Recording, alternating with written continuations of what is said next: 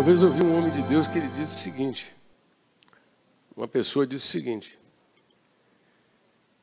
se ele tivesse só meia hora e fosse dito que ele ia pregar, ele tivesse só meia hora, ele disse que ia aproveitar aquela meia hora para orar.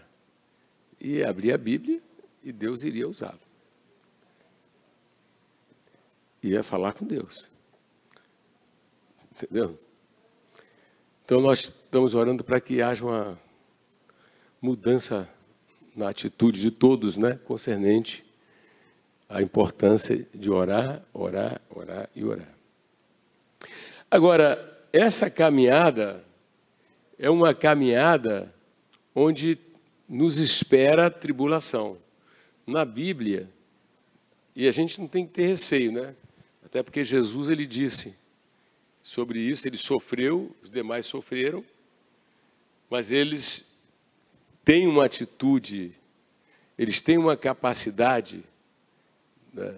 E é muito interessante, eu estava falando que eu vi um pouco parte de um filme que fala de um explorador do século passado, se não me engano em inglês, que foi fazer um trabalho na Amazônia. Imagina, início do século passado.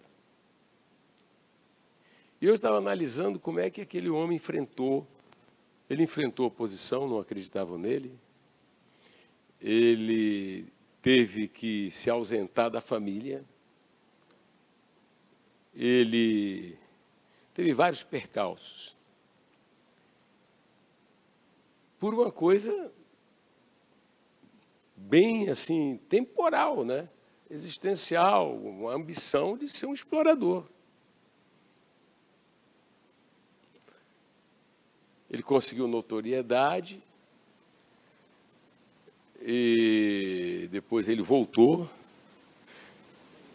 e depois voltou o filho dele com ele e desapareceram, morreram por uma coisa que ele julgou muito importante e outros julgam importante. Imagine, mas comparado com a glória que nos foi revelada, né? Tanto que em Coríntios diz o quê? Não atentando nós nas coisas que se veem, porque as coisas que se veem são, mas nas coisas que se não veem, que são eternas. Né? E tudo que nós sofremos não dá para comparar com o que vamos receber. Mas que faz parte, faz. Se tem uma coisa que é no beabá do Evangelho a gente tem que saber, né, é que os apóstolos, a igreja, ela normalmente é maltratada e perseguida, porque são por várias razões. Uma das razões é que nós não somos do mundo. A outra razão, nós já estudamos isso, é a qualidade da nossa vida. O cristão, ele é luz, e ele é sal. Né? Então, o nosso estilo de vida incomoda quem não nasceu de novo. Então, quer dizer, não tem ilusão. Ele nunca falou, você vai aceitar Jesus e não vai ter nenhum problema. Isso é mentira. Isso, o Evangelho não é isso. Agora, promete coragem, graça, sabedoria. Né? Então, a gente precisa entender o seguinte, qualquer pessoa que quiser fazer a diferença, tem que estar pronto a sofrer. Paulo dizia, ele chamava dos restos das aflições de Cristo. Outra parte ele diz, né, recebemos não somente a graça de crer, mas também de padecer. Isso é normal. Se isso não acontecer, será que estamos mesmo no caminho? Será que estamos agradando a Deus mesmo? Amém? Mas muitas são as tribulações, mas o Senhor livra de todas. Né? Então vamos, acho que é a Didi, né? É a Didi? Didi, vamos aí, igual a Carol ali naquele cantinho ali. E aí? Gostaríamos de louvar a Deus pela vida do nosso reverendo. Dar boas-vindas a todos os pastores, missionários, todos os dirigentes, todos os irmãos que estão aqui no templo, nas casas, nos acompanhando. E como o nosso reverendo aqui citou no livro de Atos, nós vimos aqui a oração, a evangelização, mas também uma outra característica que nós vemos na igreja primitiva, ali no livro de Atos, registrada no livro de Atos, são as perseguições. Então, quando eles foram salvos, libertos em Cristo Jesus, o cenário ali pregado por Jesus nunca prometeu uma vida fácil. Jesus, ele disse que teria vida com abundância, com alegria, mas que iriam padecer, que iriam sofrer perseguições. Antes da gente entrar aqui no livro de Atos, vou convidar os irmãos a abrir ali no livro de João, no capítulo 15, versículo 18. Diz assim: se o mundo vos aborrece, sabei que primeiro do que a vós me aborreceu a mim. Se vós fosseis do mundo, o mundo amaria o que era seu, mas porque não sois do mundo, antes vos escolhi do mundo, por isso é que o mundo vos aborrece. Ou seja, Jesus ele fala aqui para os discípulos que por que eles vão ser perseguidos? Porque eles já não estão mais no contexto do mundo, eles foram arrancados do contexto do mundo. E agora, com essa transformação, esse novo estilo de vida que o mundo ele não aceita, eles vão ser perseguidos. Então, quando a gente olha para a igreja primitiva, olha ali para o livro de Atos, que registra os 30 primeiros anos da igreja, nós vemos que eles eram felizes, eles eram constantes, eles eram alegres, mas eles sofriam perseguições. Toda a glória que se experimentou na igreja primitiva, tudo foi também com perseguições. E nós não vemos diferente nesse ministério. Desde que Deus chamou o nosso reverendo em 1985, nós vemos a grande história desse ministério, mas também o nosso reverendo enfrentou muitas perseguições para que hoje cada um de nós estivéssemos aqui. Então vira para o irmão que está do seu lado e fala assim: meu irmão, não espere tratamento bom de ninguém, porque você vai sofrer perseguições. Os irmãos que estão em casa, vocês vão sofrer perseguições. Mais importa obedecer a Deus do que aos homens. Gostaria de louvar a Deus pela vida do Senhor. Sim, Senhor. Muito obrigado. Então, é muito importante que o nosso líder, Jesus, né, ele nos chama,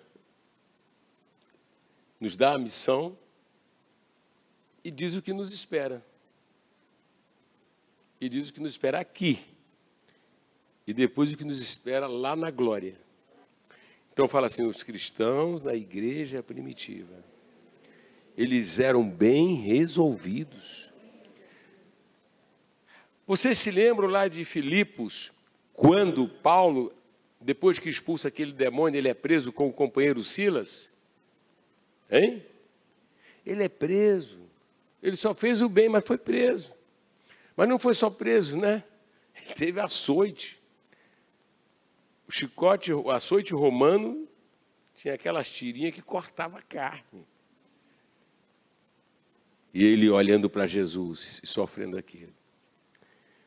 Resolveu fazer um culto à meia-noite. E resolveu louvar o Senhor e a oração. E o que foi que aconteceu? Quem quer ver coisas maiores assim? Pastores, missionários que estão prontos para essa nova fase. Você está pronto? Vamos perguntar, você está pronta para a nova fase? Para um novo campo, onde Deus vai exaltar, mas vai antes te provar? Hein? Bom, com os discípulos aprendemos uma coisa, né? Apesar da falta de fé deles, mas eles não bobearam, né? Chamar a pessoa certa. Então, se você, qualquer que seja a situação, chame pelo Senhor. Vamos louvar a Deus pela vida do nosso reverendo, né? O apóstolo São Paulo já dizia: não me canso de escrever as mesmas coisas, porque isso traz segurança para nós, né? Então, aqui em 1 Tessalonicenses capítulo 2, a partir do versículo 13... Então, lá em Atos, nós encontramos, dentro da segunda viagem missionária, o apóstolo São Paulo entrando na cidade de Tessalônica, que ele permaneceu por cerca de 3 semanas, né? E por 3 sábados, ele ia na sinagoga debater, pregar, convencer as pessoas que Jesus era o Cristo, não pela ideia dele, mas pelas Escrituras. Então ele entrava no ninho e ali ele expunha Cristo. Ele entrava no meio daqueles que se garantiam no judaísmo, que se garantiam na tradição religiosa, e tentava, pelo Espírito Santo, trazer o maior número de pessoas a Cristo. E isso foi acontecendo. Como nós vimos lá, judeus, gregos e mulheres se converteram. Sim ou não? 3 sábados. Dá para imaginar uma igreja surgindo em 3 reuniões numa localidade? Em 3 cultos? De repente você, numas férias, vai para um determinado país ou estado, e em 3 sábados você pode deixar lá uma igreja fundada. Você vai no aspecto de um lazer, você vai no aspecto de trabalho, você vai num aspecto seja qual for, mas em 3 sábados o homem deixou uma igreja lá, pelo Espírito Santo, né? E agora, essa igreja, que era uma continuidade da igreja primitiva, porque quando se fala da igreja em Tessalônica, é a igreja primitiva agora em Tessalônica. Amém? E trazendo para nós hoje é muito interessante. Nós estamos ali, ó, Pastor Ailton, lá na região de Pinda, é a igreja do Gramacho em Pinda. É a igreja do Gramacho em Lima Duarte. É a igreja do Gramacho em Brasília. É a igreja do Gramacho em Osasco. Então é a igreja primitiva numa outra localidade. Mas a visão é a mesma, o trabalho é o mesmo, a pregação é a mesma. Aqui no capítulo 2, no versículo 13, diz assim: por isso também damos graças a Deus, sem cessar, porque havendo recebido de nós a palavra da pregação de Deus, a recebestes, não como palavra de homens, mas segundo é na verdade, como palavra de Deus. Isso sempre me chamou muita atenção, porque a pregação que Paulo fazia era uma pregação cristocêntrica. E a pregação cristocêntrica, o pregador sempre vai acreditar que um coração será alcançado. Nós sabemos que tem perseguições, nós sabemos que tem rejeições, sim ou não? Mas um coração vai ser alcançado. O meu foi um dia. O seu também foi um dia. Amém? O nosso coração foi alcançado, mas alguém teve que pregar Cristo. Sabe de uma coisa, uma das maiores necessidades nossa é de experimentar assim a alegria da salvação. Você tem experimentado a alegria da salvação? Hein? A alegria da salvação. Você se lembra de Davi, quando ele está se reconciliando com Deus? Uma das orações de Davi qual foi? Torna-me dar a alegria da salvação. Então nós vamos observar que esses cristãos da igreja primitiva estavam tão cheios do Espírito Santo, você vai ouvir sobre o Espírito Santo, que tanto manifestava os dons espirituais e frutos. Só para a gente ir pensando, dons espirituais fala de capacitação sobrenatural para execução de missões e tarefas. Então o Senhor te capacita. Por favor, não fique com receio de se entregar, não. Não fique com receio de andar com o Senhor, porque não é pela nossa força, é pela força dEle. Não é pelos nossos méritos, é pelo mérito dEle. E para realizar algo, não sou eu, é Ele que realiza em nós. Isso aí são os dons, se Deus permitir, nós vamos, né, dar uma pincelada nisso aqui. Mas o outro aspecto que impressionava as pessoas naquela época era, pastor Ailton, o caráter deles. Era o caráter. Eles foram transformados em novas criaturas. Entende? Então manifestava nele o quê? O fruto do Espírito. Mas a boa notícia é que o mesmo Espírito que desceu lá e entrou neles, também entrou em você, e entrou em mim, e entrou em nós.